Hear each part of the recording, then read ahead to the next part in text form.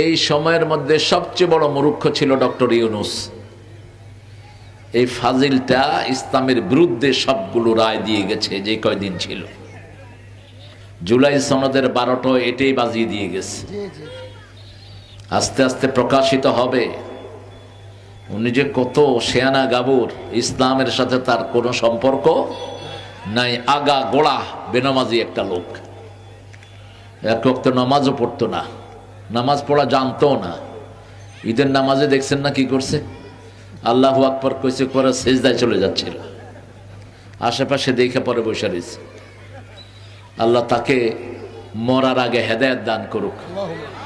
80 বছর বয়স, তারপরেও দুনিয়ার লোভ তাকে ছাড়ে নাই। সারাদিন চোখে মুখে ছিল দুনিয়া। যতগুলো উপদেষ্টা নিয়োগ করেছে শুধু ধর্মীয় উপদেষ্টা ছাড়া বাকি সবগুলো ইসলাম বিরোধী, একটাও ইসলামের পক্ষে না। বাকি সবগুলো ছিল বেনামাজি এবং ইসলাম বিদ্বেষী। আল্লাহ শয়তানদের থেকে বাংলাদেশকে হেফাজত করুন।